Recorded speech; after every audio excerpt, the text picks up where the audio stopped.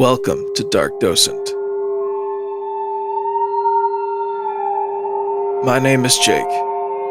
Join me as I guide my friend James down the paranormal rabbit hole, attempting to prove the authenticity of a new case each week. Today's case: the Lizard Man of Scape or Swamp.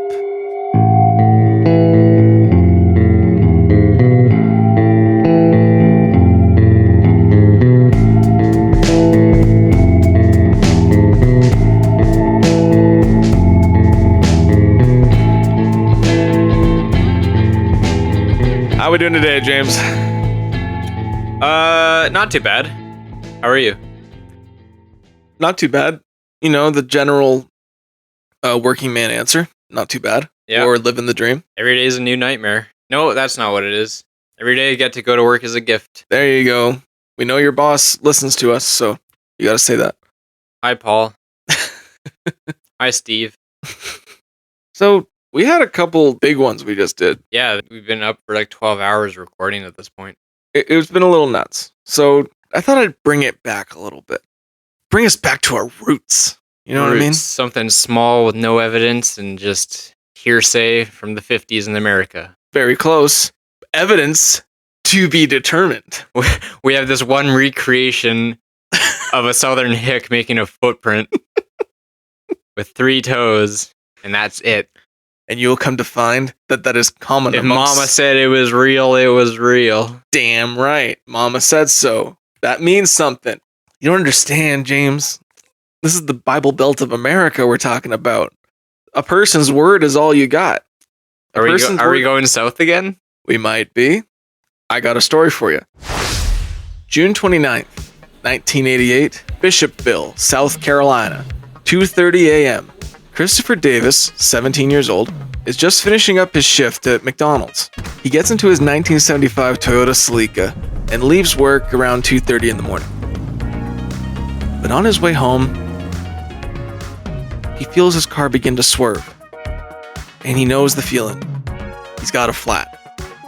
He pulls over to the side of the road in the middle of Scape or Swamp, a very rural part of South Carolina. No lights. No nothing. He gets out, and even though it's pitch black, he does have a flashlight, and he's got the tools to fix his flat. Fixes the flat as fast as he can, and puts the tools away in his trunk. But as he closes his trunk, he hears footsteps moving rapidly. They sound like flesh hitting dirt. He turns around, and he sees something running towards him. As it gets a little closer, he gets a better look as the moon begins to cast its light upon the creature. Chris Davis sees a 6 to 7 foot tall green creature with red eyes running towards his car. Chris immediately hops right back into his car. Chris Davis states that when he hopped back into his car and looked out his driver's side window, he could see the creature from the neck up as it got close to his car. He fumbled his keys, put them into the ignition, and tried to start it. Before he could start his car, he hears a grunt and a thud, and he looks up and sees 3 fingers clasped down on his windshield on each side. He says that they were rough-looking hands with long black nails. The creature then peered down over top of his windshield. He could see the creature's red eyes looking at him. He hit the accelerator, got it up to about 40 miles an hour, and this creature was hanging on. He swerved and back and forth along the road, and eventually the creature got off, and he thought he was safe. Everything was good, and the creature's gone. I just gotta get home. Until he looks in his rearview, and the taillights illuminate a green creature with red eyes gaining on him. He is moving 40 miles an hour, and the creature is catching up to him. The creature hops one more time, grabs onto the windshield once again on top of the roof. He sees the claws on top of the windshield. They're just trying to hold on. He swerves back and forth, trying to get this creature off, and he doesn't even remember when it fell off. He just knows eventually after swerving back and forth, the claws were gone. And he just sped right home. This is 3 o'clock in the morning. He gets home, and he just wailed on his horn, waiting for his dad to come out or anyone else around. to come help him. He wouldn't even leave his car. And it wakes up his dad. So his dad comes down and says, like, what's wrong? What's going on? What's happening with you? And Chris sees his dad, just breaks down. He can't say anything. He's like just flubbering. Hysterical.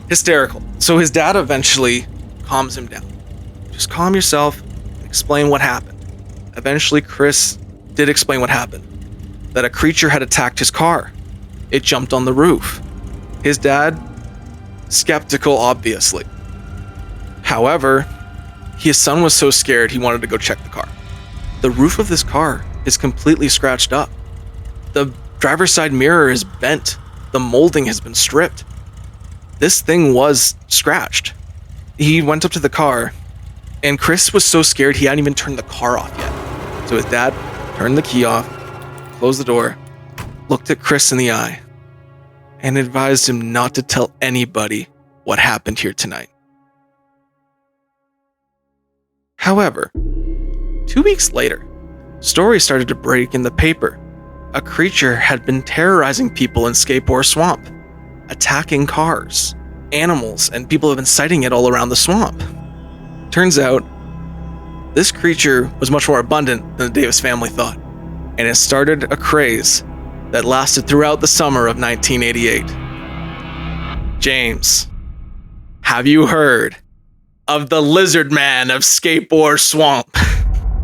Lizard Man, you say? Lizard Man. I've not heard of that one specifically. Most of the ones I know just run corporations, mostly tech. Other than the reptilians that run our countries, this is probably the most famous bipedal reptile cryptid that we know of. Maybe it's when they first showed themselves to the world. I don't think so. Okay. This one seems a little more primitive, I guess you would say. Hanging around in the swamp attacking cars. What do you think of Christopher Davis's story? Well, I think something scratched up his car. I have no idea what it was. Maybe he was really tired, and when you're really tired, you can, it's late at night, you're tired, maybe, I don't want to say hallucinate, but maybe you start seeing things that aren't quite there, and then a swamp tree branch falls on top of your car, starts scraping the shit out of it. You're like, yeah, start speeding, you swerving, and the branch falls off. I could see that, but just the amount of hallucinating without any sort of drugs. Well, you're being a bit tongue in cheek, I know. Well, I'm not saying full blown hallucinations. Maybe a deer walked by and he saw the shadow of that, and then a branch fell on his car. It all comes back to the branch, eh? I don't know. I wasn't there. Oh god, they're gonna love that. Maybe an alligator fell out of the tree instead of the branch, and then proceeded to scrape the shit out of his car. Let me tell you a little bit more about Bishopville, South Carolina. Please do. Okay. Bishopville, South Carolina. It's a small town, population of about 3,000. Scape Swamp surrounds this town. However, there is a smaller town within Scape Swamp called Browntown. This town's even smaller, population of about 250 at the time.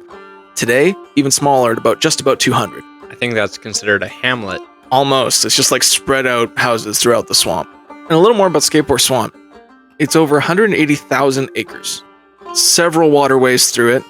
Very remote, very rural, very dense. Not many people go out here. And also, it's actually got an interesting name to it, Scape Swamp. Say that one more time so I can really understand what it's called. Scape Swamp. Scape or? Yeah. Okay, Scape Swamp. Yes. I know what you think I probably said. Skateboard. Actually, that's what, if you talking to Siri, that's what it thinks you say. No. Actually, it goes back to 1761. There was a prostitute in Bishopville that stole money from a well-known prominent figure in the town. And she tried to escape the town by running through the swamp. Escape whore swamp. Yes, she escaped the town, ran into the swamp, and was never seen again. So the swamp was initially called Escaped Whore Swamp. But eventually, over time, it slowly turned into Scape Swamp. How delightful. Scape Swamp is a creepy place. It has its good amount of legends in it. It's got lots of ghostly legends. There was a murder there in 1936 of a woman, and the man who murdered her, with the axe that he used to kill her, also he used as her gravestone. And it stood in Scape Swamp until 1978, until it was stolen and nobody knows where it is. But the rumor is that every Halloween, the axe floats through the swamp looking for its next victim. Just some urban legend folklore stuff. So there is some aura around the idea of Scape Swamp. So Chris Davis's story happened on June 29th. 2 weeks later is when we started hearing more stories come out about the Lizard Man. The first story that got prominence was the story of Shirley Way. Surely you can't be serious. Surely I am. Didn't even see that coming. Stop calling me Shirley. She called the local police department, said that her car got mauled by an animal the night before. So, Sheriff Liston Truesdale went out to investigate. Liston Truesdale is a no-nonsense, old-school Southern cop. He also brought a biologist, just to see if it was an animal, what could it be? So he went out, met with Shirley Way, and she showed him her car. This car was mauled. Sidewall of the tires were all scratched. The moldings were all torn off. There was a hole in the hood, and from what that was actually her hood ornament got ripped off and punched through her hood. Also, the engine wiring was all ripped apart inside of her car. And the weirdest part about all this, though, because at first this looked like vandalism, was the bite marks all around her car, and also the hairs in her grill, and the footprints surrounding her car. Footprints. I love me a good footprint. Oh, you're gonna love these ones. The biologist had a look at the area, looked at some of the hairs. Now, he said that the hairs could possibly belong to a red fox, but he didn't know for sure. Just the closest thing he could think of on the spot. And he didn't understand why a red fox would attack the car. This is not something they do.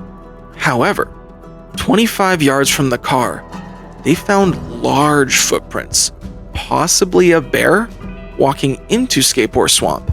And the weird part about this, though, what the biologist pointed out, was they didn't seem to be bear-like. They seemed to be bipedal with a stride. They were like the closest thing you could think of was size range, a bear, but it couldn't identify them. Well, I know you're gonna say bears can walk on two legs. They sure can. Yes, that's true. People began to notice the sheriff there investigating the car, and onlookers began to surround the area. And even though the biologist was estimating maybe a bear or a fox, the neighbors around the area began to say whispers that it wasn't that. This looked to be the work of the Lizard Man. Liston Truesdale, very obviously skeptical of Lizard Man. That's fair. Yes. And the thing is that there was also reporters here, so they began to hear Lizard Man. So some of them began writing down stories. Big green men. Move over, hobgoblins, Knoxkinville. Move over, Hopskinville, green goblins. That's it. That's the one. You nailed it. You're really retaining all this information. Move over, Kelly Hopskinville goblins. What are they, carnies?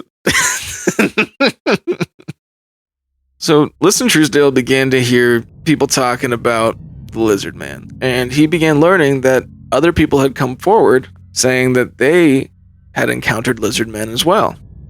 And they were pretty serious about this, like there was something skulking around Browntown. Sheriff Truesdale began looking back through records. No one had reported anything about a Lizard Man to police. So he began driving around questioning some locals. The way this town is that everyone knows everyone, so Truesdale has an idea of who's trustworthy, who's not. Everyone's got a vibe on everyone. So he's driving by and he sees a local man known as JJ. And he says, JJ, had you seen a 7-foot green creature with red eyes? And with no hesitation, JJ said, oh, what, you mean the Lizard Man? So Truesdale began looking into the Lizard Man cases. And as he began looking through it, trying to find through records if anyone had reported it to police, which they had not, reporters started putting out their story. And the newspapers began releasing articles of a Lizard Man who had attacked Shirley Way's car. I got a picture of that article for you. So this is basically all they got. It's a bad photo. It's of Shirley beside her car. Surely you can't be serious. You just fucking can't wait. You just fucking can't wait, can you? Shirley Way's car was attacked. Wyatt sent you a Snapchat. Thank you, Wyatt. Wyatt, you can't be serious. Oh my fucking god. I should have. I was debating keeping her name out of this. I was totally going to be like, I'll just put it anonymous. I was like, you know what? No. I need to prove the lizard man's real. So I need to put the names in this. I regret it. I regret it wholeheartedly putting the names in this. Because now I got to deal with Shirley puns for the rest of this. But that's I could try to make a Christopher pun, but that's a little more difficult. Christopher, you can't be serious. Back in his office, Listen Truesdale's going through reports. People began calling in talking about this lizard man because the report's out now and people are saying, yeah, no, there's a lizard man in Scape Swamp and it's attacking cars. This is something that we're dealing with. Also, this wasn't just like any newspaper. This was the biggest newspaper in South Carolina called The State. Just happened to be by Bishopville and get the story. So everyone's calling in to Bishopville now asking about the lizard man. On July 16th, as Sheriff Truesdale's going through all these reports in his office, he sees a familiar face, Tommy Davis and his son, Christopher. They come in and they sit down. Tommy said that his son has a story to tell him. So Christopher sits down in the chair and he begins to tell his story of his encounter with the lizard man 2 weeks prior. Tommy said that he didn't want his son to come out with a story because they didn't want to come out that they were crazy. But after seeing the story in the paper and saw that police were investigating serious claims of the lizard man, that's when they decided to come forward with their case. Chris assured Sheriff Truesdale that he had not been drinking because he was just off his shift at McDonald's. He would not be drinking.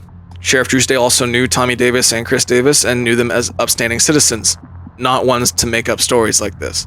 Sheriff Truesdale asked, have you heard any other stories about the lizard man? And Chris said, well, yeah, there's stories going back a couple years now of people talking about a lizard man in the swamp, but Chris didn't believe him. So Sheriff Truesdale asked Chris, could you retell your story on tape? Chris said, yeah. So Chris did that. We don't have the access to those tapes. What? They are still in the possession of Officer Truesdale, who sadly passed away 10 years ago. However, if you want to learn more about this sort of case, a really good researcher, Lyle Blackburn, wrote a really good book on it called Lizard Man, The True Story of the Bishopville Monster, which I took a lot for researching this episode. But he did tell the story on tape, and what Officer Truesdale said is the way Chris said it on tape was the exact same way he told it to him in his office. Which I assume was the same way you told me at the beginning here. Yeah, same way. However, people do take this story and twist it a lot. There's some people who say, oh, he hit the brakes and the creature flipped forward and landed on the ground and then stood up in the headlights like a big movie sort of thing. That's not true. However, the creature catching up to him going 40 miles per hour was in his story. Take that for whatever you will. Sheriff Truesdale, after hearing his story, asked Chris, could you draw us what you saw? He did. Now, Chris was not an artist, and I need you to take this seriously. Okay. What I'm about to show you. I'll take it super seriously. Just know that this is a man's life we're talking about, and this is a very serious case that we are dealing with today. So I think just a little bit of seriousness when you're looking at the evidence would be great. I can't help but think this is going to be an awful drawing. That's not at all serious. Here's the picture that Christopher Davis drew that day. Don't you dare smile. Don't you dare smile. Is that his writing as well? Yes. He has very nice writing. But what is that drawing? That is nothing. Okay. No, not okay. That is nothing. Okay. That is a poorly drawn, vaguely humanoid figure with 3 claws, no feet, and there's just no details even on the head to describe it. It's an undescribable shit picture. Get that man a scholarship to art school. So, I know at the face of it, it looks like shit. It does. Yeah, it does. Now, here's the thing. This is one, remember I talked about before, the double-edged sword when it comes to skepticism? Well, I don't think he got a good, clear view of it at any point. He saw the top part of it, you said, in the behind the car, and then the claws on the windshield. So, this is kind of similar to when Mrs. Langford was talking about the Kelly Hopkinsville goblins. She only described what she saw. And Chris said, I did not get a good look at the rest of its body. It was 2:30 in the morning. But what I did see was it had 3 fingers, it had red eyes, and he saw the shape of its body, and he didn't draw its feet because he didn't see its feet. And obviously, he's not an artist, but he wanted to draw at least what stood out to him. And actually, this is better than if someone drew like an artistic rendering. So most of the time when people catch liars, their sketch of the creature, really artistic. A lot of detail, down to the muscles. Not this one. No. So the part that made this more interesting is the fact that it didn't have much detail, because it wouldn't have. It's laughable, his art skill. Lack thereof. However, it does align well with someone who's trying to give an honest sketch. Sure. It's true. It's true. That's, if he didn't see the feet, he wasn't going to write the feet. As someone who is also no artist, I probably wouldn't have done much better. Yeah. So that's why if you look at the hands, they got a little more definition to them. No, you see the nails are colored in, and there's like a little bit more stuff on the hands. That's it. That's like it. He, again, not an artist. Okay. I knew that this was going to be the hard part. Is that all the all the evidence there is? No. So too bad. Now here's the thing. Even though the drawing was crude and the story is out there, Sheriff Truesdale believed Chris was being honest. That at least he saw something.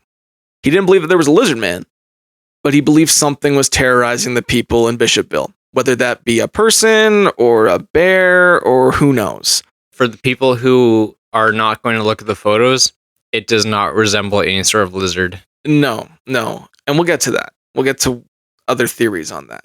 But here's something I do like, is Sheriff Truesdale is doing a good job.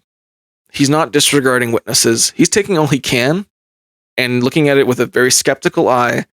And even if he doesn't believe it, is at least saying, like, they believe that they saw something and I'm going to at least investigate it because I'm a sheriff and it's my job. Which I think, even though the story's out there, at least he's doing his job, which I like. Yeah. Truesdale started getting curious, began looking into everything he could find on the lizard man and apparent sightings. But somehow, Chris's story got out. Turns out there was a reporter in the police station that day that overheard some of the things Chris was saying. And then the lizard man got national attention. This was all over the news. This was all over America. And it also got to Bishopville. The thing is that the people in Bishopville that weren't around the swamp, they instantly thought this was a joke. They started making t-shirts. They started making burgers, selling all they could to all the tourists. Burgers? Yeah, lizard man burgers. There's an actual thing. They began taking advantage of all the attention they could, basically making Bishopville a tourist trap for the lizard man. And they were obviously very tongue-in-cheek. Lots of guys were making jokes, laughing about, oh yeah, I saw the lizard man, obviously kidding around. However, the people in Browntown did not agree with this. They were like, no, there is something happening here in Browntown, in the actual swamp, that you guys aren't talking about.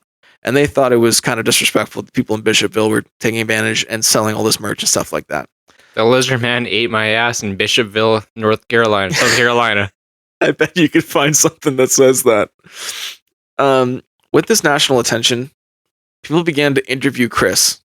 And again, his story did not change. So this caused media, tourists to flock to Bishopville, South Carolina. Then a radio station got involved. And this is where shit began to get really out of hand.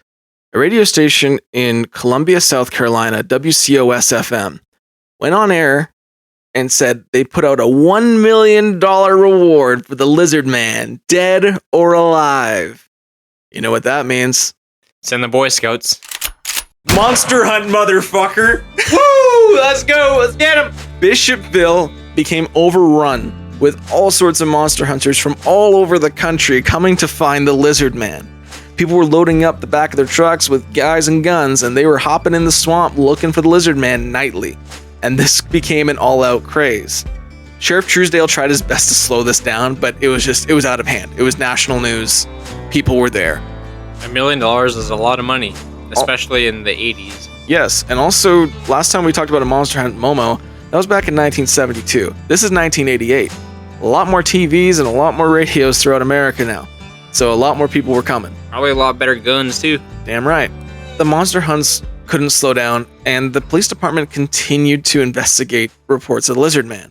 On July 24th at 2 a.m, Deputy Wayne Atkinson was sitting at his desk when two teens bursted open the door. The two teens, Rodney Nolf and Shane Stokes, were breathing heavily. They looked extremely upset. Deputy Atkinson tried to calm them down. Eventually, when they could finally get a word out, one of them said, "I think we saw the lizard man." Apparently, while they were driving with their girlfriends on Highway 15, a large, muscular, bipedal creature ran in front of their car and jumped a fence. They apparently immediately came to the police station and told their story about seeing this creature. They did not get much definition on the creature. However, the same night, a resident near Skateboard Swamp called about strange howls coming from the swamp that she had not heard before. So Deputy Atkinson and State Trooper Mike Hodge went to the area. They began scanning around the swamp, seeing what they could find, and they come across a bit of a strange scene. They find a bunch of crushed oil barrels, like just smushed down, like almost like a beer can, but they're all over the road. So they think this is weird, and according to Deputy Atkinson, they did let their fear get the better of them a bit, and they figured, let's just keep going and see if we find anything else, because I don't want to stick around to whatever crushed those oil drums. They continue on, and when they've doubled back to the area about half an hour later, they found something. Tracks beside the oil drums. Deputy Atkinson and State Trooper Hodge began to investigate the tracks. The tracks had 3 toes. They were sunk about 1.5 inches deep into the ground. They were 14 inches long, 7 inches wide, and they had a 3-foot stride in between each step. And this is where they admitted, yeah, no, we got too scared, and they figured they would come back the next day in daylight with Sheriff Truesdale. Next day, they come back with Sheriff Truesdale and 3 state wildlife officers, because they want to see if this is actually real or not. The tracks seemed to go hundreds of yards into the swamp, and they could never really find an end of them. However, Truesdale was a bit skeptical. They seemed too conveniently placed to him. However, there was no footprints, and there was no machine tracks around the area, indicating that anyone drove out there to do the tracks, or anyone was with somebody making tracks with foot stompers. And the 3 wildlife officers began to look at the tracks, and even though they were still skeptical on these, they decided to get the hound dogs out and see if they could track the animal. The hound dogs could not get a scent. So they're still investigating this, but they looked up and they saw that a rainstorm was coming in.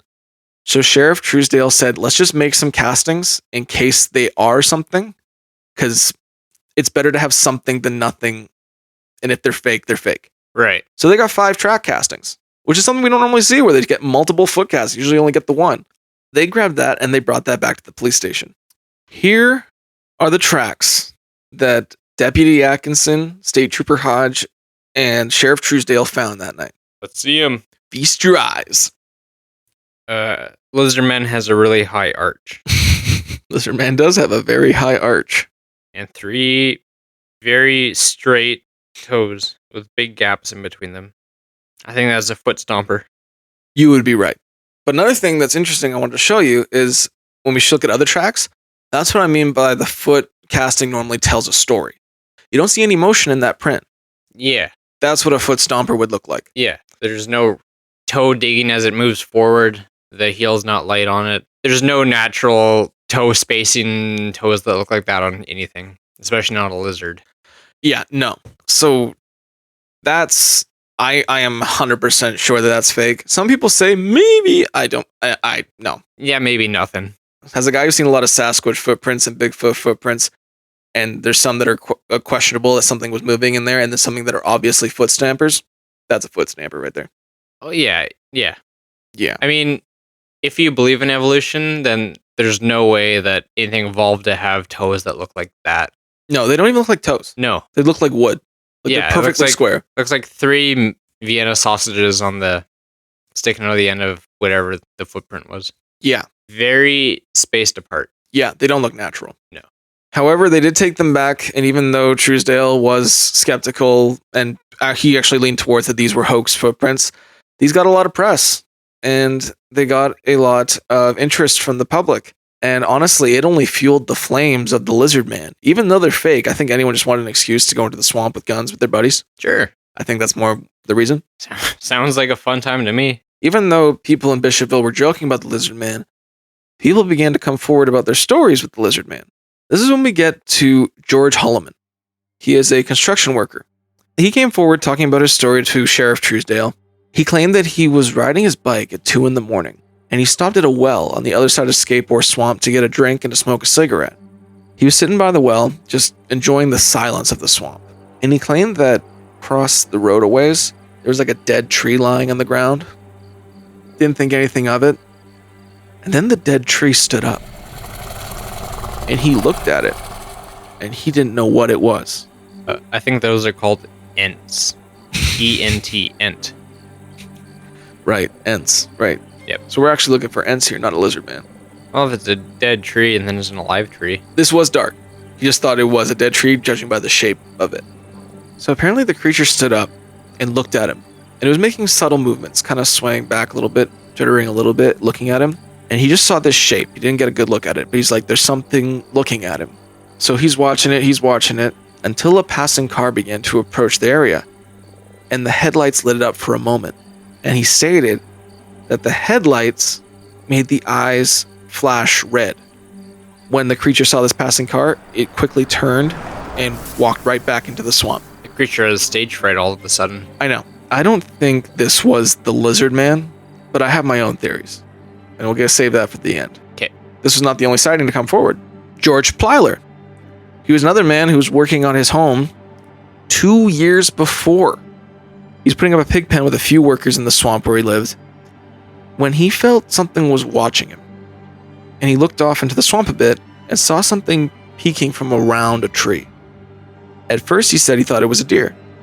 And then it stepped out, and it was bipedal and lanky. Well, we do know deer can walk on 2 legs. And hold dogs underneath their hooves. Yes, okay. However, this deer was 7 feet tall, with red eyes, a humanoid face, and walked on 2 legs with no tail. He also stated that its arms draped past its knees, and it was very skinny. It apparently quickly ran deep into the swamp. He claims he did not remember any hair or fur on the creature, and he claimed that when he walked over there, he saw 3-toed tracks. He did not want to scare the rest of the men on his property, so he did not tell the rest of them because he wanted to get, his reasoning was he wanted to get his pig pen put up, and he didn't want to scare the guys away that he just hired to put his pig pen up. Sightings continue. Frank Mitchell was a crop duster, and he claimed that he saw the creature a month before Christopher Davis did. He was getting up early in the morning, and he was going to fly his plane, started it up, went onto the runway, and as he's coming down the runway, he's just beginning to get air when he claims a creature popped out of the bushes and ran in front of his plane, and he just nearly missed it as he took off. He said he barely got a good look at it, but he said it was tall. He went to turn around quickly to see if he could get a good glance at it.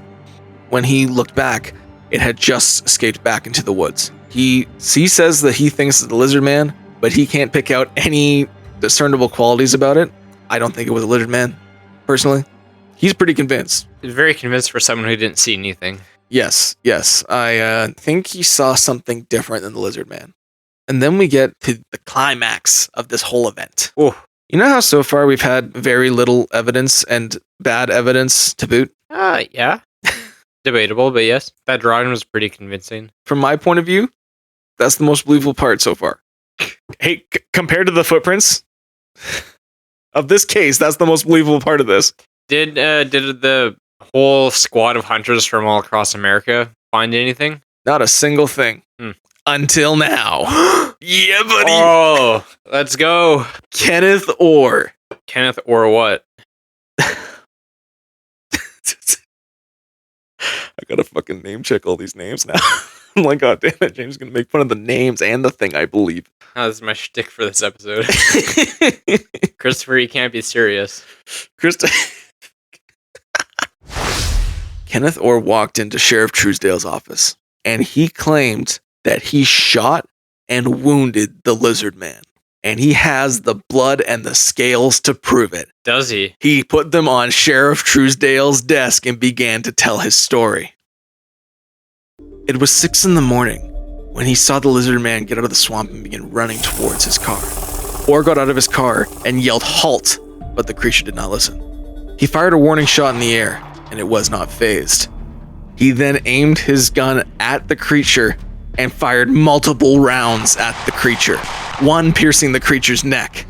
It apparently fell onto the hood of his car, Apparently the creature got up holding its neck and ran back into Scape or swamp. He grabbed the scales and the blood and immediately drove over to Sheriff Truesdale. He finally had the proof. Sheriff Truesdale looked at the scales and the blood that's on his desk and Kenneth Orr in front of him telling this amazing story and was furious. Truesdale immediately knew these to be fish scales. The picture that Orr drew, because he drew a picture of the creature he saw, was an alligator on 2 legs, nearly identical to the t-shirt design sold at the local gas station. Truesdale then arrested Kenneth Orr, charging him with a misdemeanor and for the unregistered .357 Magnum he used to apparently shoot the lizard man. You know, I was thinking Kenneth Orr and Scape Orr Swamp a little too convenient as is. That is actually his name. That's the only true part of this story. Now, after he arrested Kenneth Orr and charged him with 2 misdemeanors and another misdemeanor for a false report, he had then admitted that it was all made up to, quote, keep the legend alive. However, this immediately caused the national attention to fade away. And it turned the lizard man into more of a joke than an actual cryptid. Kenneth Orr, what? Kenneth Orr, nothing. It's over. It's over. Go home. That basically ended the craze of the lizard man in summer of 1988. I'm scared to ask what you're thinking so far. You know, not a lot. I understand. It has been a very entertaining story so far. I have enjoyed it. Anything with a monster hunt, I'm about it. I mean, monster hunts are fun. Sending the Boy Scouts in the woods with flashlights. Looking for Bigfoot's fun. Episode 4, Momo, in our archives. Bigfoot, swamp, 3 toes. Lizardman, swamp, 3 toes. There's some parallels here for sure. A little bit. Footprints. That's about it. A cool drawing, cool sketch. Are there any artist renditions you have? I do have artist renditions of the Lizard Man. You want to see? Yeah. All right. Do you have Kenneth Orr's drawing? No, but I think I have the Lizard Man logo that he drew. He literally drew like the same logo that they put in the Lizard Man t-shirts they were selling at the gas station. The exact same one. Also, Truesdale was more pissed because it was like the Lizard Man's been reported to have no tail, a more humanoid face. Not even like alligator scales, it was just fish scales. Yeah, funniest part is that he just put fish scales on his desk. But he couldn't even have been bothered to get alligator scales. Like, fish scales are very, very much not reptile scales. In fact, I'm wearing an alligator skin thong right now. It's so uncomfortable. There are several images of the Scape or Lizard Man. Here is one. Pretty classic lizardman. Yeah. Kind of looks like the lizard from that Star Trek episode where he makes saltpeter. Oh, sorry, gunpowder. Saltpeter. I know the one you're talking about. Yeah. The one where there's a guy from the spaceship who's fighting a lizardman on a planet. Captain Kirk, yeah. Was it Captain Kirk? Yeah. It's fighting the lizardman. Lizardman throws a boulder that's quite clearly a styrofoam at him. And then he uses like saltpeter and something else to make gunpowder and blows him up. That's what that lizard looks like. Yeah. Here's another. That one kind of looks more dinosaur-esque. Yeah. The thing is that people have taken the Lizard Man and taken a lot of artistic licensing with it. Because there's nothing else to go off of? Well, the thing is that Chris did describe it as more of a humanoid feature. Other people who saw it with a more humanoid face. Chris did say like its face came down over the windshield sort of thing, so it looked more humanoid. It wasn't lizard-like. It didn't have a snout sort of thing. Could it have been a man in a lizard suit? We'll get to that. Okay. So there is a lot of artist renditions. There is actually one that's based on Chris's drawing, which is basically the same drawing but painted green with red eyes. But that was not basically Chris's drawing. I know we make fun of Chris, but I feel bad for Chris because after this, the fake with Kenneth Orr, Chris was seen as, a loon. Just like how he was warned not to tell a story. And he was pissed about this, honestly. And he asked to do a polygraph. So they did. August 18th, 1988, they had Chris come in for a polygraph test. They did the polygraph test, and he passed. He passed with flying colors. So even if it wasn't a lizard man, Chris definitely saw something. Yeah, I don't doubt that. Yeah, I think Chris saw something. And the thing is, at least he tried to, he stepped up to the polygraph test. He said, do it to me, bring it forward. I'm going to say that at least what I saw. After Chris came forward with the polygraph test, a new rumor began to spread around town about a local bean farmer named Lucius Brother Elmore. Here we go with another crazy. No, this is more on your side of things. So the rumor that went around town is that the local bean farmer, his name was Lucius Elmore, but he went by Brother Elmore, was scaring people off his property from his butterbean shed. It's because he had window AC units, and people were breaking into his farm and stealing those AC units. So the rumor that got spread around town was he had apparently been wearing a burlap sack chasing people throughout the swamp. Lucius was 6.5 feet tall, and he also wore very wide rounded glasses, and they had like a red tint to them almost. So if someone's taillights hit the lenses, it would glow. So something. Yeah, right? yeah. Okay. And then even reports came out saying that Lucius confirmed this, that this was 100% true. However, when people went to Lucius's farm and asked him personally, he said he never confirmed this, and that he didn't scare Chris Davis off of his property. The bean farm was near it, but only by maybe a few miles. He also had an alibi. His daughter was actually with him the night Chris Davis was apparently attacked. So it wasn't Lucius scaring people off the farm. I mean, Chris wasn't really even on the farm. He was driving on the road. No, and this was actually more of another rumor that was spread just about Lucius. Yeah. So Lucius had an alibi, and he said, no, I was not scaring people off my farm, that this did not happen. He's an older gentleman. He wasn't doing this. He wasn't hiking out a mile, 2 miles from his bean farm at 2 a.m. to go scare a guy changing a tire on the road. Yeah, he wasn't doing a mile radius check of his farm with a burlap sack. That's a good enough alibi for me, really. Yeah, so he was with his daughter that night. Did not happen. Boy Scout troop, on the other hand. Now that's what we're talking about. Those pranksters. They were everywhere. It was a YMCA troop. Sorry, that's what I meant. YMCA troop, not Boy Scout troop. The Boy Scouts are on my side. They're finding the monster. The YMCA guys doing the pranking. That's right. This is kind of where it died. And I remember I've talked to you about other places and other stories, like when we talked about the crop circles and stuff, guys came out as hoaxers, and that's where the story ended, sort of thing, right? This kind of where it ended too. It's actually, a lot of people believe it was Brother Elmore coming out in a burlap sack scaring people, even though that was confirmed not true. I mean, well, not true for that one scenario. It could be true for many of the other ones, as far as we know. It wasn't true for that scenario, but the thing is that no one else had their cars attacked like that. People had their cars attacked at night on their property, but not like Chris. And actually, no one else was attacked. Maybe Chris was out gooning around in the car, hit something that scraped up his car, and then lied about it. So that is something that people brought up. However, the damages to his car did not match a fender bender of any kind. It wasn't near the front. It was all on the roof and the side. Like, it was on his mirror, and then the top of his car was all scratched up. You're not hitting a car with the top of your car. Well, I didn't say hit a car. I said gooning around. Yeah, but still. And also, he was driving home from his night shift. He was tired. He was coming right home. Just happened to have a flat tire. Pieces are falling into place. Buddy's whipping that shit.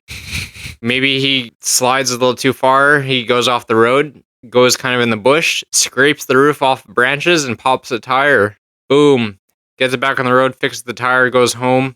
Lies so his dad doesn't whoop his ass for ruining the car. No dents in any of the bumpers, no dents in the taillights, no dents in the side of the car, no dents in the front of the car, only on the roof and the side mirror. Yeah. Branches scraped the top of his car. His tire popped on a rock because he was off-road. He wouldn't be off-road in a 1975 Toyota Celica. Not on purpose. Not in the swamp. There's nowhere to go. It's all water. Not on purpose. It's all water. Why is his car not wet? Why is his car not swampy? Maybe his car was just damaged on the top. I'm sure it's not purely roads and water. In this area, yes. It's just paved roads going through the middle of swamps and lakes. Yeah, this is one of the wettest parts of South Carolina. Nah, I think there was somewhere that he could have gone off-road, possibly. Possibly, but it doesn't line up with anything else. He was just trying to get home. You're right. That's clearly more unbelievable than Lizard Man. I don't think that he dented his car up. The reason is because... I think he's lying. Well... I think he scraped his car on tree branches, popped a tire on a rock, and lied about it. Well, he passed a polygraph test. He only had damage to the roof of his car, and it was consistent with the scratching and not anything getting dented. Looked like more like claw marks. No one said nothing about denting. However, I don't think that would cause him to make a Lizard Man story. I feel like that would cause something else. Because you also got to think about the character witness of the Davis family. Sheriff Truesdale said they were very upstanding citizens, and this wasn't something they would do.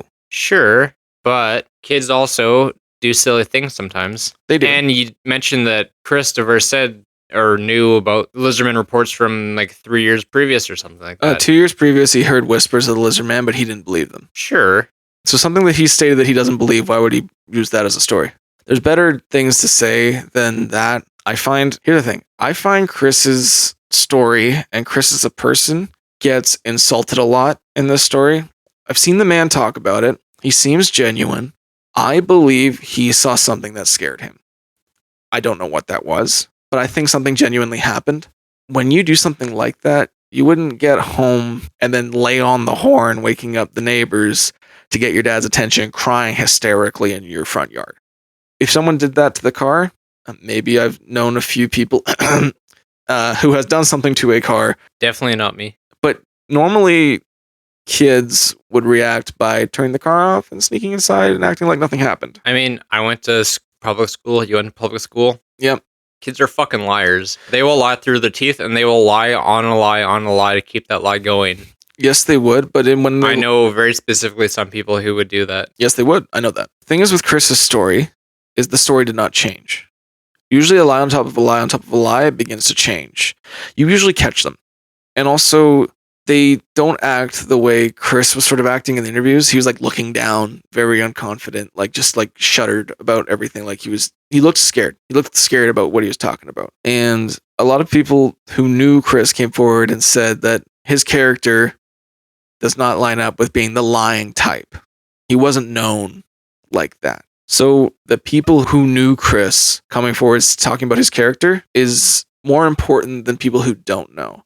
And a lot of people have come around that don't know, that assume things about Chris that I don't like. So I understand, though, that the theory of him maybe do something to the car. I just find his reaction not match. Like. Don't get me wrong. I'm not saying that that's what it is definitively. I'm just saying that it could very well be a possibility because like I don't know the specific landscape of this entire drive home from McDonald's to his place, but I do know that kids can and will lie with vehicles. Young kids, like he's not even 18. He said he was 17 years old. Yeah. You know I like vehicles. Yes, I do. I have a semi-fast car. Pretty fast, yeah. I've done some dumb shit at 1, 2 a.m. in the morning when no one's out and about. I've never gone off road and ruined my vehicle by any means. Yeah. Or anything close to it. But people do dumb stuff in cars when no one's around, especially young people. That's why insurance rates are so high, especially for young people. It's because they're the ones that do that. Yep. So it's not out of the realm of possibility. I'm saying that something like that may have occurred. Yeah, it's not out of the realm of possibility. We're talking about a lizard man, for fuck's sake. It's all within the realm of possibility at the moment. We are talking about the lizard man, yes. So, someone messing up a car in the story of the lizard man is not out of question. However, on your way home from work, I don't know. I've never done anything stupid like that on the way home from work. We can probably cut this out, but a few years ago, like, how you normally pick me up from Christmas parties? Yes, sir. Before I started getting people to give me a ride, the first few years, I just didn't drink and I just drove home. Like the second or third year driving home from downtown, some guy in a Mercedes pulls up next to me. Next thing you know, we're driving down the highway at 210 kilometers an hour just because it's like literally 2 a.m. in the morning on a Friday, or it was either Friday or Saturday night. There could be a cop literally anywhere. I'm not even a kid. I'm 23 at this point, and we're just bombing down the highway, kind of racing, but also not really racing, just going fast because there's no one out there. Not on the way home from work, but it's 2 a.m. in the morning. There's no one anywhere, and you're just having fun. Yeah, I can see that. But you're coming back from a party. This was a kid who worked in the back. Well, that's just one scenario. But I drive recklessly. Yeah. I've driven. Let's talk about your crimes, James. I maybe once or twice have driven a little recklessly when no one's around, early in the morning, late at night. Yeah. No, I get that. And I'm definitely not the only one. No. Otherwise, again, insurance rates wouldn't be what they are, especially for young people. This is not an admission of guilt. This is all made up for entertainment purposes. There you go. I'm just speaking from my point of view. After work, I don't want to risk nothing. I want to get home. Even when I was 17. And this guy worked in the back of McDonald's. Yeah, I don't know. It's definitely a possibility. I just find that the rest of it doesn't line up with something like that. That's just what I think. However, this is not the end of the lizard man. We got more sightings, buddy. Oh, I thought we were done. No, we're not done, brother. All right. So I'll save the rest of my skepticism for the conclusion then. August 26th, about a week after Chris's polygraph test, an anonymous army colonel came forward. He apparently was driving with his wife when he saw a bipedal creature run in front of his car. It stood 7 to 8 feet tall, brown, and had a tail. Different than the lizard man. Lizard man didn't have a tail and wasn't brown. And this kind of continues to change a bit. July 30th, 1990. Bertha Blather was driving her 5 kids, ranging from 4 to 18 years old, on Browntown Road. They were driving at 25 miles per hour when a large creature jumped from the side of the car and attempted to pull her 11-year-old daughter from the passenger seat. Her 11-year-old daughter, Tanisha, screams, and Bertha steps on the gas pedal, speeds away as fast as they could. But the whole family saw it. However, they only saw the lower half of the creature. Her oldest son, Johnny, was in the back of the car, and he turned around to make sure the creature wasn't following them. And everyone claimed that the creature was brown, hairy, and walked on 2 feet. Getting further away from the lizard man here. Yeah, a little bit. Apparently, after they drove off, the creature kind of fell down a bit. However, the creature then stood up and ran back into the swamp. So we're getting mixes of Bigfoot reports and these scaly lizard man reports. It's very strange how much they differ. And we're a little ways away from Missouri, so I don't think it could be Momo. It's not Momo. A couple states away. However, I may have a theory about that. So, after this, the 90s was a pretty quiet time. Lizard Man didn't come out very much. Maybe it died from boredom. Possibly. Until 2008, my friend. Oh my goodness. We got a news report from CNN. The legend blows in with a brisk winter wind, sending chills through neighbors in Lee County. I couldn't believe it. Couldn't believe it. Bob Rawson looks down at the blood on his van, all the claw marks, and check out the hood. He literally bit. And you can feel it underneath where he's bit right straight through here. Who he is a point of renewed debate in these parts. Some sure they know the only creature capable of this kind of damage. They say it's the lizard man. If it is the lizard man, he's back nearly 2 decades after first being spotted near Scape or Swamp. No one's ever been able to confirm an account of the 7-foot monster with green skin, 3 toes, and a 3-fingered claw. In addition to the car damage, the Rawsons noticed that the boxes that their cats usually sleep in were empty, aside from the towels that they sleep on, and these were shredded. Whoever did this, the Rawsons, aren't taking any chances. There's one in the chamber. It's 40 caliber. 40 caliber? His Glock loaded, Rawson ready to shoot what he feels is most likely a bear. Lee County Sheriff E.J. Melvin says it could be a coyote. But then again, you see all the scratch marks, and first thing everybody say, they go to lizard man, return. Sheriff, the lizard man's back. And then, you know, you think it's a joke, but you look at the damage of the vehicle, it's hard to say. So that was a report from 2008. Lizard Man, still around. It's made its return. Now, this actually was looked at. The Bob Rawson encounter, again, the news takes it, laughs at it. I get it. It was kind of funny. It was funny. Then he pulls out the Glock. But the other thing is that's how the news does it with these things. They do the same thing with UFOs. They do the same thing with everything. They Sure, make a but laugh there's stock. like, he bit my car, but then he also shredded the cat towels, and then he shredded the newspaper in the bin. Well, there's more to it than that. So when it comes to cryptids, UFOs, mostly cryptids and UFOs, the news likes to make a laughing stock of it, and they don't actually do any good reporting. CNN didn't do good reporting. I know. Crazy, huh? What the hell? The thing is, the police did investigate the area, and they actually had a naturalist come out and take some of the blood samples out and get them tested. Months later, the DNA came back as a possible canid. When they brought this back, not only did the Rawsons disagree with that explanation, but so did the police. The police thought that was incorrect as well, and they continued their investigation. They also noted that the teeth marks in the van didn't line up with like an alligator or anything like that. The teeth were different. Some people still assume that it was an alligator coming out of the swamp attacking bumpers and stuff. They did say possible canid as well could have bit it, but they don't know. What kind of makes me skeptical about all the bite marks in that van, where it looks like something just worked its way along the edge of the hood and then along the edge of the bumper. Because it wasn't just one spot, it was all along the front of the bumper, then all along the front of the hood. Yeah. Something either was really just trying to like a cat biting through cardboard, how it just works its way along the edge is what it looked like. So there's a reason for that. So they thought that because they had 10 cats outside of their house, 7 of those cats went missing after this event. When the police came back to investigate, Bob Rawson showed them that there was bodies of other animals outside of the farm. There was a dead cow and a dead coyote, and they were attacked and mauled like something had eaten them. So they think that the coyote was attacked, bit the thing, or maybe if it was taking a bite out of something, maybe some of its blood got into the mouth of the creature, and then attacked the van. There's no shot of coyotes biting through a steel hood of a car or a van.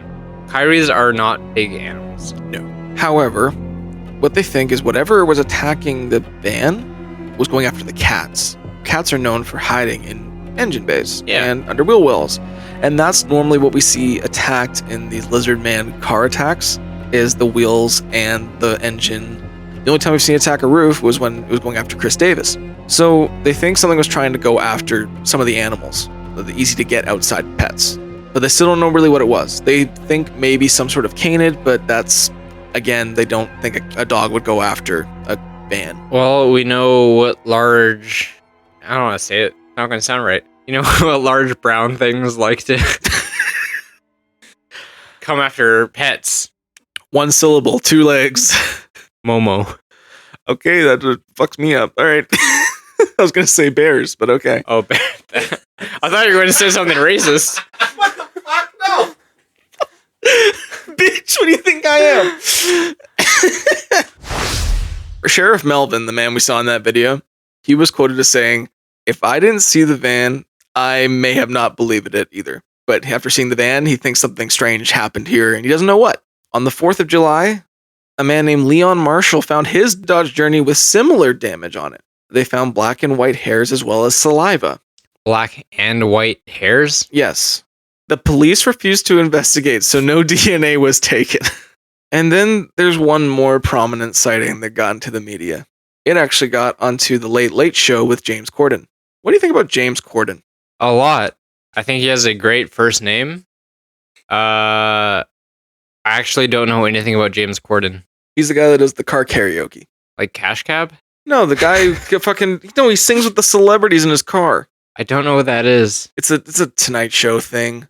He's kind of a jerk. I think he's an asshole. And I'm going to show you the video of him talking about this encounter on his show, The Late Late Show with James Corden. This was back in 2016. A woman apparently got a picture of the lizard man when she left church. Is it blurry? No, kind of. But today, there is a huge story out of South Carolina. It is the re-emergence of the legendary Bishopville lizard man. Take a look. 7 feet tall, scales, red eyes, and a massive tail. That's the description of the ever-elusive lizard man. Now, some people claim they have photographic proof he exists. Now, wait, hold on. He's 7 feet tall and has red eyes. Guys, I think Lizard Man is just Snoop Dogg. Clap because he's a celebrity! He said Snoop Dogg! This has been going on for a while, and the first Lizard Man sighting was reported in 1988 by a 17-year-old kid who pulled over to the side of the road at 2 a.m. to change a tyre and then saw a 7-foot lizard with red eyes. Or in other words, a 17-year-old kid got high and lied to his parents about why he got home after 2 a.m. But here's where it gets exciting, all right? Because for the first time ever, after 27 years of reported sightings, we finally have the first photographic evidence of Lizard Man. It was captured this week by a South Carolina resident. Here it is.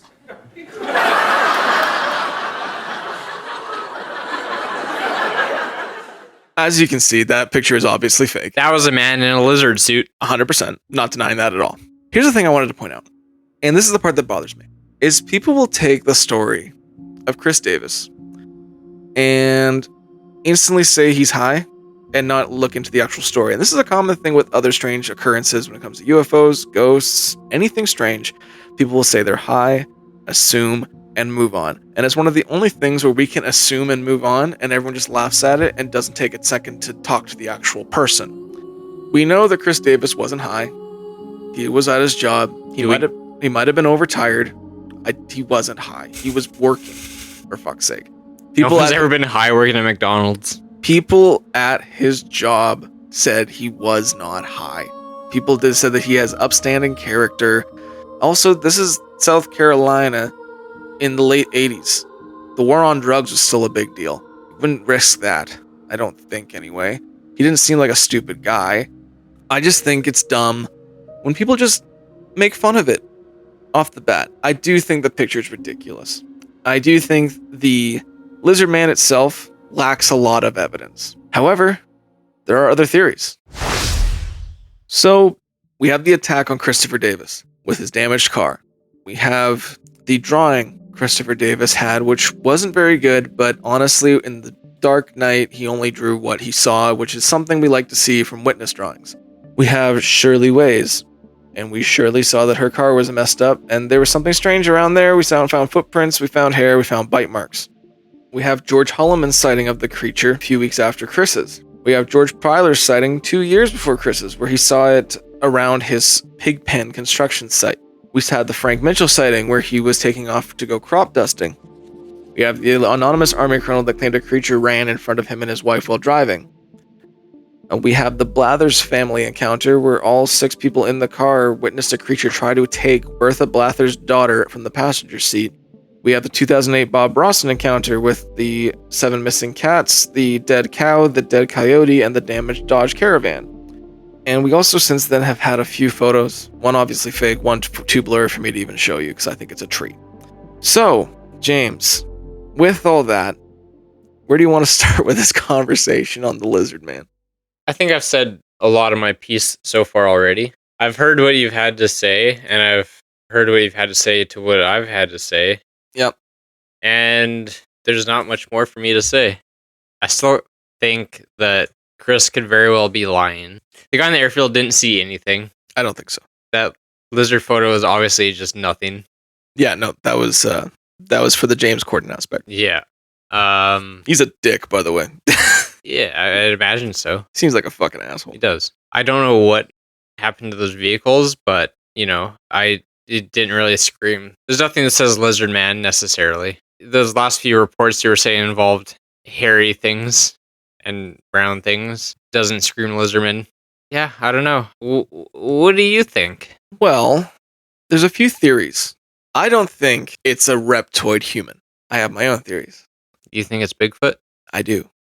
And I'll tell you why. Because it has 3 toes and is brown and hairy? Now, 3 toes isn't confirmed. However, the sightings of a brown and hairy creature obviously aligns with Bigfoot. Obviously.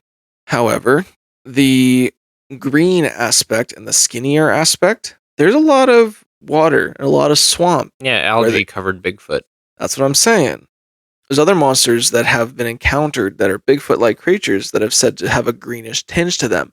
And those ones are more when they're around water, algae, swamp, bog. They kind of have a green tinge to their fur sometimes. And if this Bigfoot was in a swamp, just got out of the water because he saw this guy maybe near his territory and went to attack him, it would look skinny because it's covered in algae. It'd have a green tint maybe because of the algae. Probably a little wet. Yes. All the hair's, wetted down so it would cling to the body and not be fluffy. Yes. Also, Bigfoot have red eyes. That is a common thing we talk about from Sasquatch to the northwest to skunk ape in the southeast to the Yeti, everywhere. These creatures tend to have red eyes. So it aligns with that. Also, these creatures are known to be really fast, which is why I think it makes sense that it caught up to Christopher Davis's car. I also think that when we talked about it having 3 fingers, Chris only saw 3 fingers because that's what gripped onto the windshield. Who knows what was back here gripping on the top of the roof of the car. And he also talked about how it had rough hands and black claws. You know what else had black claws? Momo. So I'm curious, since it's the South, what if this is a thing to have more claw-like Bigfoot-type creatures it kind of more aligns with that. Also, when they're talking about maybe it was scaly and it was more aggressive, what if it was a Bigfoot with mange? We always talk about bears with mange, which could apply to lots of cases with Bigfoot, but we don't talk about what if Bigfoot could get mange too. And if there's a skinnier, scalier looking creature covered in algae with red eyes, it could match the description of what could be the lizard man. So I actually think Christopher Davis's story has something to it. However, for the rest of them, there's a lot of theories that I think line up really well. The tracks, obviously fake. The cars that are being attacked, all of them seem to have pets or a smaller animal in the area. And the teeth marks all seem to be canid, but they couldn't define the species.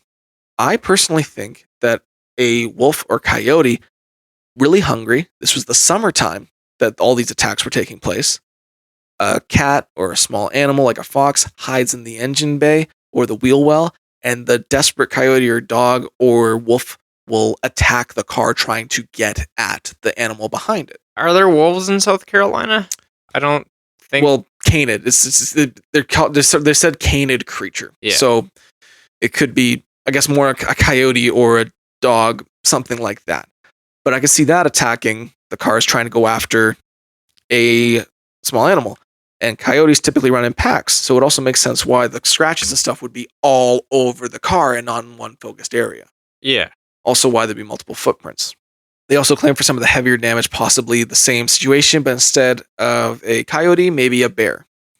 Those are the two main theories, is that it's a creature attacking another creature on somebody's car, and the rest of it has been mostly hoaxes. However, there's a lot of locals in the Browntown area that still believe something strange is in the swamp. I don't believe it's necessarily a lizard man, possibly another bipedal Bigfoot type creature that just happens to be more skinny because it's in the swamp, and who knows. That's kind of what I think. What do you think of those theories? Like usual, I'm always a fan of the bear theory. I know. There's bears everywhere in North America. Yep. And they walk on 4 legs, they walk on 2 legs, they have claws. Yep. They can get wet, they can get mange. As someone who's not a huge believer in Bigfoot yet, I have a hard time just accepting that it's... if I was to pick between Lizardman and Bigfoot as the only two options, I would probably side with Bigfoot over Lizardman. There's more sightings of Bigfoot than there are lizard man. Yeah, well, just from thinking a little deeper into it, lizards, they're cold-blooded animals, presumably. Mm-hmm. They'd probably want to bask in the sun more and maybe not be as active during the night. I'm sure that probably doesn't apply for every single lizard across the earth. Don't at me. Yeah, but it is true. And also, Bigfoot are nocturnal. Yeah. And some of them have 3 toes, I've heard. In the southern parts of the states, they do. Yeah. Yeah. So, from what you've told me about some Bigfoots so far, some big feet, if you will. Yep. It does line up more with that. But that's, again, just between the Lizardman and the Bigfoot. Yeah. Could be a bear. Could be... I still don't... I don't really think it's coyotes, but it could be, I guess. So the hairs and the bite marks were consistent with canids. Yeah. But they just didn't know why a canid would attack a car. Yeah, well, I mean, small animals do hide in vehicle bays. That seems like an easy one. Like, that's my theory. There's animals trying to get at the smaller animals in the engine bay. Yeah. Yeah, you see those desperate coyotes go after something. It's kind of crazy. They'll dig at it and go nuts. So for the car attacks, that's what I think. It was more of a coyote just going after animals in a car. If there's nothing else left to present and no more theories, I think I'm ready for a conclusion. Alrighty. So, James, on the case of the Lizard Man of Scape or Swamp, where do you stand? 1, I'm an idiot. 2, you're skeptical.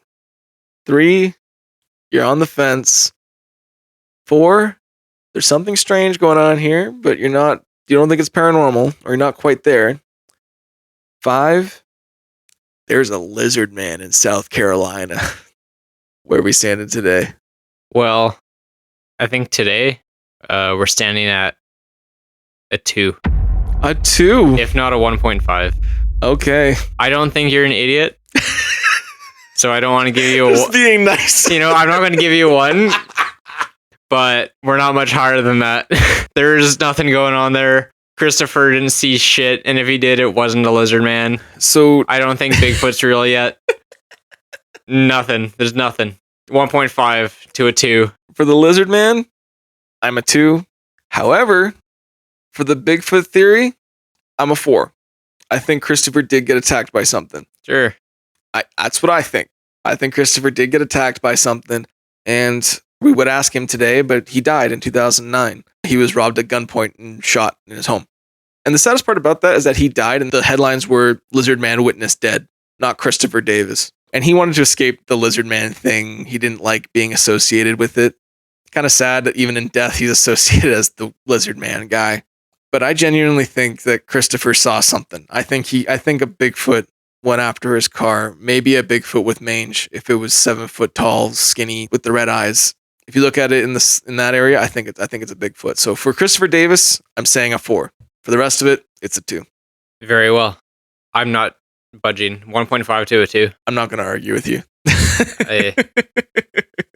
I highly recommend everyone look at Christopher's drawing. And you will see it when I post it on our Instagram and Facebook, because I post all of the case photos on our Instagram and Facebook pages every Friday when I release an episode. Thank you for listening, everybody. I can't get James across the fence this week, and I'm going to be honest, I didn't think I would. But I tried my best. If you are interested in Lizard Man, and maybe you want to learn more about him, I highly suggest Lyle Blackburn's book, Lizard Man, The True Story of the Bishopville Monster. Very good read. He actually went down to Browntown and Bishopville area and interviewed a lot of the witnesses, and he interviewed and talked to Sheriff Truesdale before he passed away. And he actually got all of the police records and stuff from Truesdale that he could look at for his book. So it's actually a really good read if you're interested in that sort of thing. Make sure you follow us, Facebook and Instagram, for updates and case photos. Follow us on Spotify, rate and review. And also share with your friends, share with your family. The best advertisement is word of mouth, and it's free.